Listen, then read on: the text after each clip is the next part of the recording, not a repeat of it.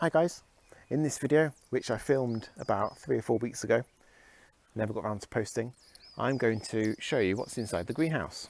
And there might be some interesting plants in there which you wouldn't expect to see in a normal UK garden.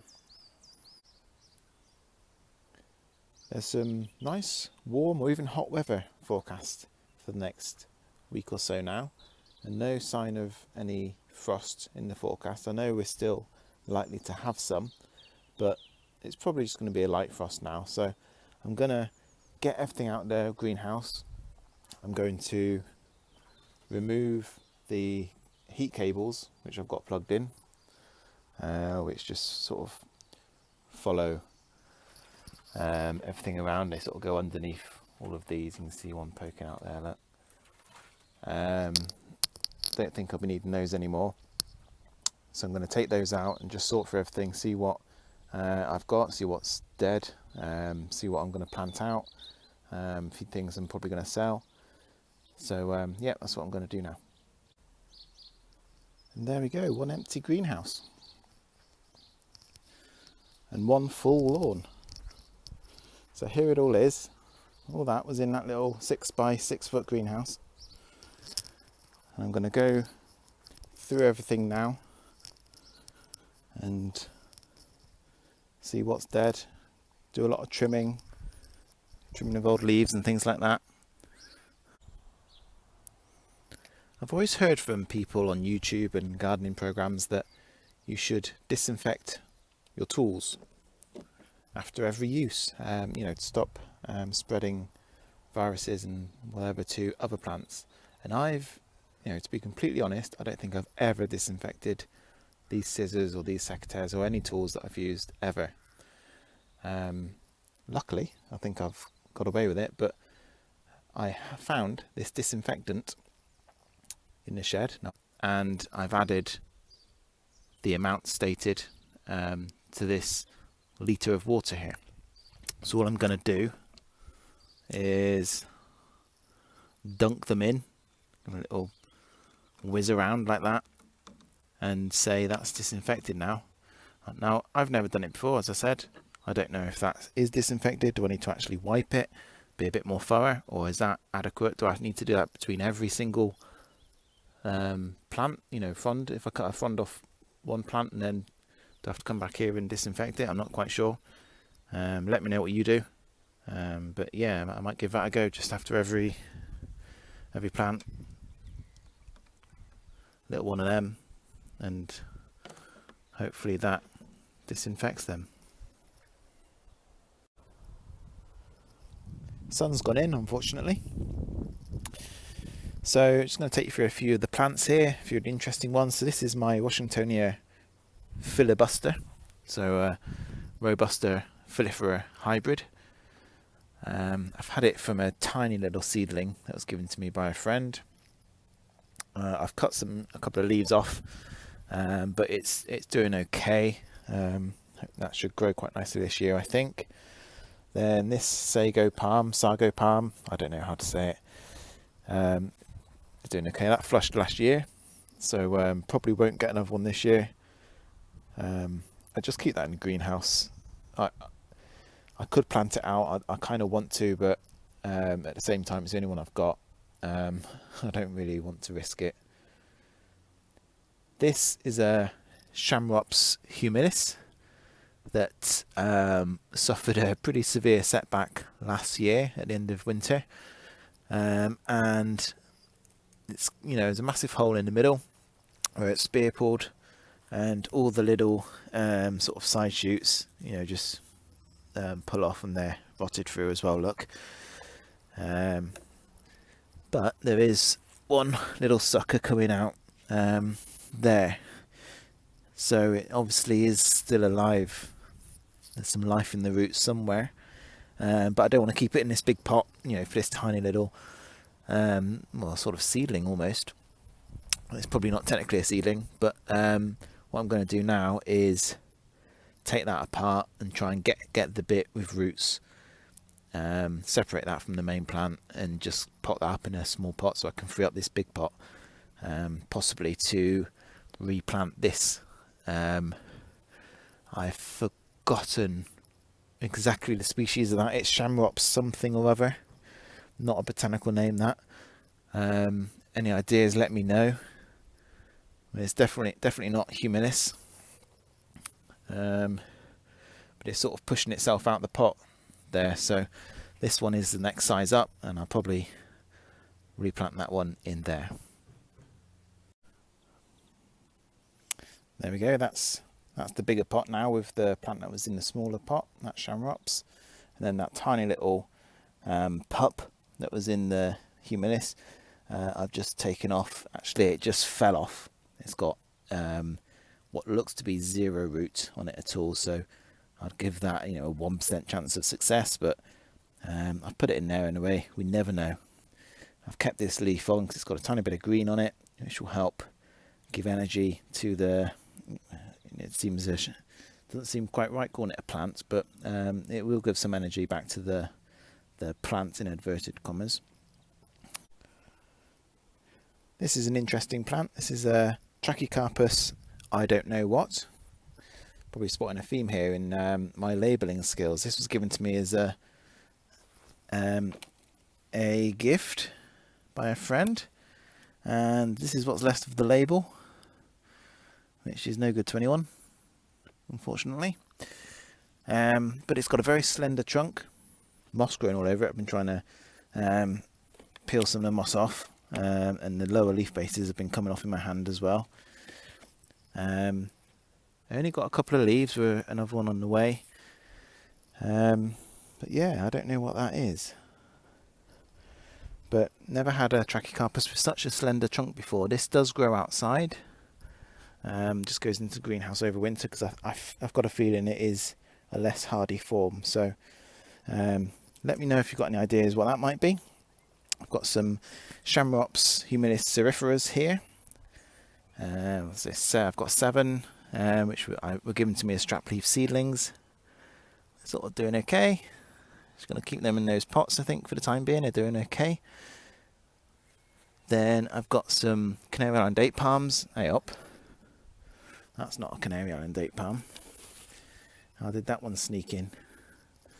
That's a Washingtonia Robusta, I would say. No label, rather embarrassingly. I mean, these are notorious for pushing themselves out of pots, and what I've done there, I don't do this very often, but I planted a pot within a pot and it's just pushed itself out, so not a good idea really. It's alright, I think, if you're doing that in the ground, but that didn't work very well. But other than that, they're relatively healthy. Still quite small, so that's like probably the biggest one, which I could plant out. I may well plant that out. And that's the idea with these, is that I grow them effectively for free and plant them out as, you know, treat them as bedding. If they make it through the winter, then great. If not, then no major loss. This one is in an old dustbin that we were chucking out. So the idea of that is to plant that one day. Gonna need to dig a big hole, mind, aren't I?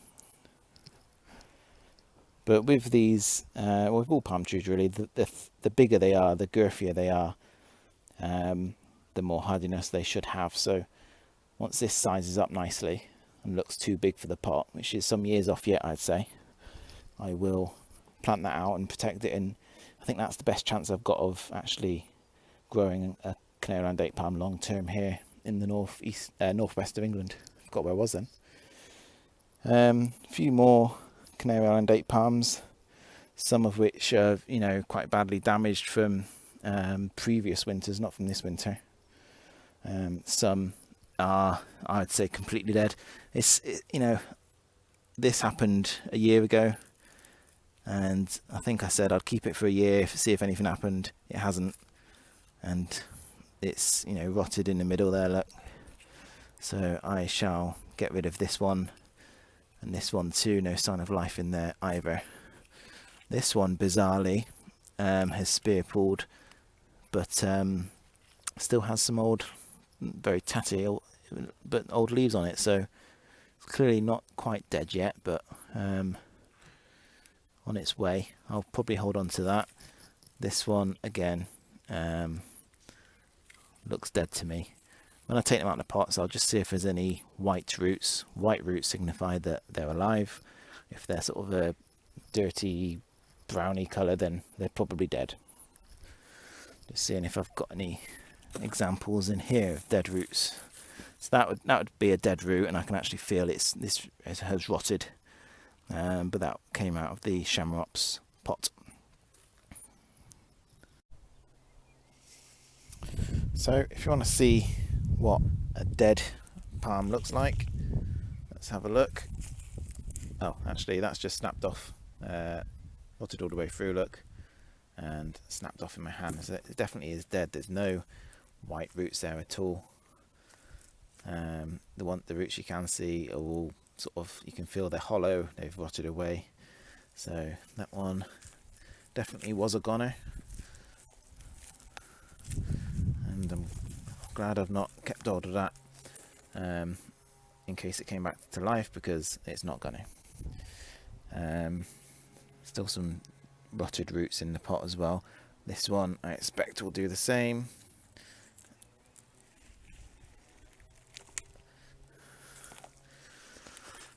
So yeah, no sign of any life in those roots. It's a bit firmer, it's still holding together, but certainly not still alive, so I'm going to get rid of that. So I've now got a load of old used compost with all the nutrients sucked out of it in this bucket, so I'm just going to empty that into the raised beds over there. They're a little bit low because as you put soil in, it compacts over time, because I've tried to bulk it out there with a dead Washingtonia palm. So, you know, ideally this would be a bit higher. What's happened as well, obviously, is the plants that are in there have sunk with the soil, so limits how high I can top it up. But as you can see, there is room there. Don't know if you can see, it's obvious to me, but I'm not sure I can get quite the right angle. But there's, you know, 2 or 3 inches there where I could actually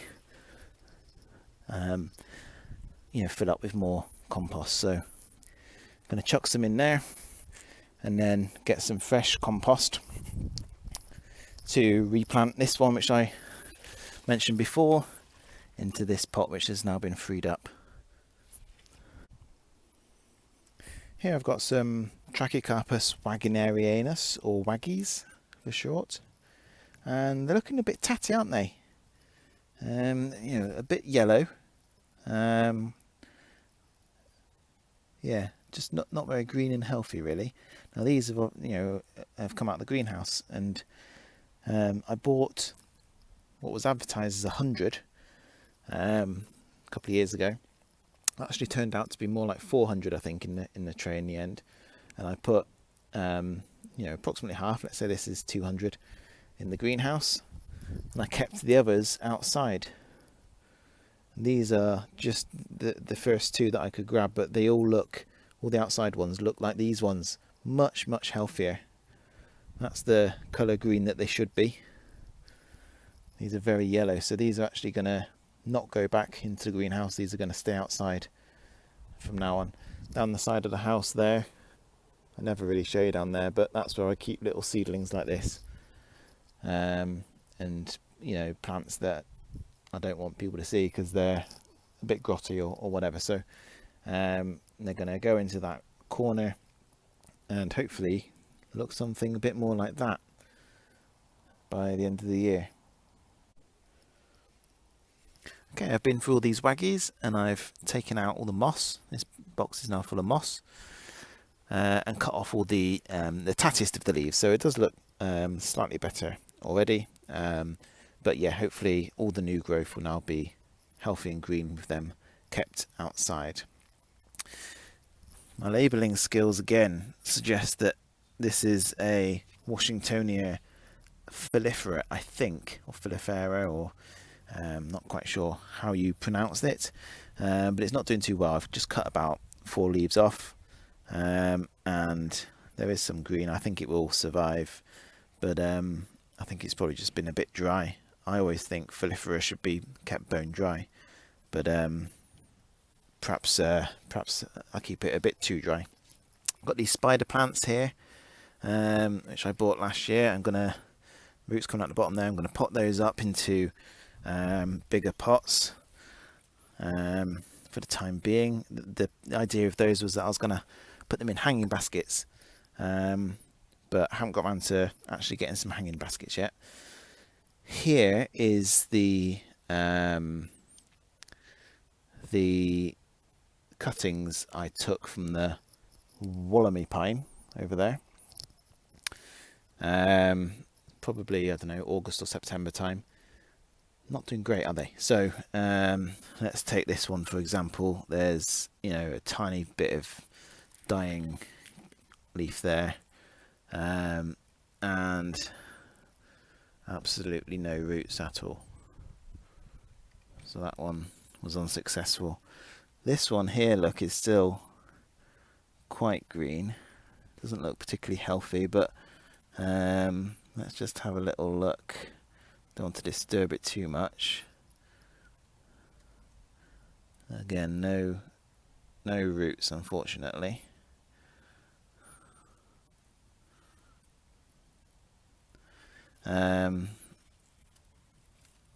I think I'm just going to pop that back in there. I think I'm going to get rid of any... Oh, see, that's got a bit of green on it still as well, which sort of suggests to me like there's still a bit of life in it. So I might just leave them, perhaps not in this leaf. I might just leave these as they are for a little bit longer. Where did I get it from? And report back later on. But early signs, oh, it's not looking very promising, unfortunately. These are the Chamaerops Humilis Vulcanos that I bought from Hardy Palms. Well, actually, my parents bought them from Hardy Palms for my Christmas present. So they've just been in the greenhouse. Kept them outside originally, and then when they got cold, I put them in the greenhouse and forgot about them in there. So they're doing fine. This one, the difference between the two, I mean, they bought the same. I bought two of them. This one though is, you know, got all sorts of pups coming off of it, whereas this one I think was a solitary trunk, but there is now a pup coming off it there as well, which is good. I probably would have preferred two matching ones rather than two different ones. This one has, you know, bluer undersides of the leaves as well, so they do look quite different, although they're supposed to be the same species. Then I've got two Butea Aerospafer seedlings, which were I bought from a friend many years ago, probably about 7 years ago.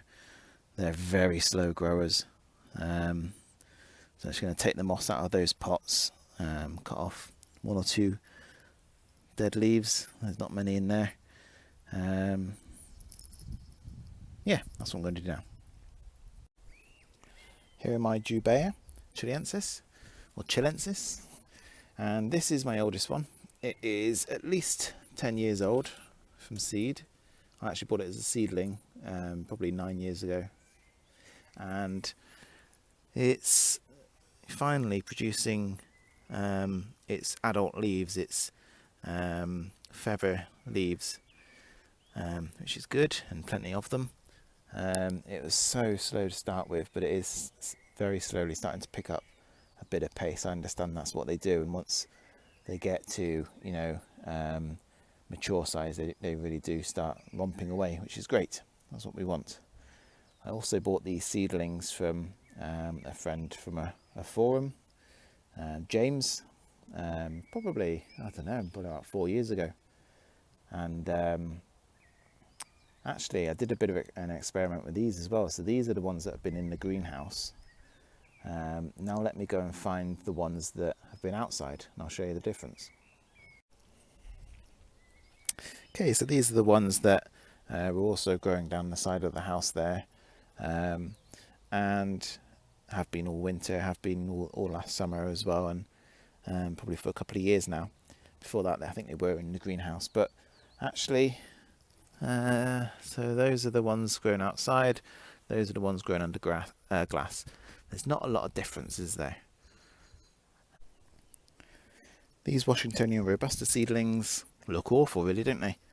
I'm going to tidy them up now, but I'm not quite sure why they're as bad as they are, really. They don't normally look this bad at the end of winter. There's normally some good ones. There's, you know, perhaps one has a good leaf there, look. But mostly they've really been suffering with something, so I don't know if it's a pest. I'm going to give them a spray with some bug spray, or whether it's the conditions, not quite sure. Okay, so I've trimmed those up. They look a bit better, and I think they'll continue to recover into the growing season. I think it's probably just me not watering right, them either getting too dry or too wet, or possibly too dry and then too wet to follow, so hopefully that's all it is. I'll put them back in the greenhouse, and with a bit of warmth and the right amount of water, hopefully they'll be okay. The other thing I'm just going to do is this tray in particular, obviously it had filled with water at some point, and the roots had grown. Once that happens, the roots grow into the water, and these were all actually completely tangled together, so I'm literally going to cut all of these roots off, and it's not ideal for the plant, but it's just not practical to have a plant with roots coming out the bottom like that, so I'm going to do that. I think they'll be fine. It possibly will set them back a little bit, but it will be interesting to see how this tray of plants looks in the future. That's sort of a little note to self to have a look. This plant, I showed this in my greenhouse tour last year. It's not very healthy, obviously. It's got as many roots that have grown out the bottom of the pot than it has in the pot itself, so I'm literally going to chop those off all together and see what happens, see if it recovers. I think it's probably a goner anyway, to be honest, but I don't like throwing things away when there's still some green, so we'll give that a go. Here's my little Colocasia pink china that a friend kindly sent to me at the end of last year. It's hopefully going to survive. I think it'll probably be okay, but I've not grown one before, so I don't know for sure what it should look like at this time of the year, but it's been in the greenhouse all winter, and certainly this leaf is new, so yeah, keep an eye on that. I've got 3 yuccas here. And I appreciate yuccas. I think they look really nice, but mine don't. I mean, this one doesn't look too bad. This is, according to the label, a rostrata.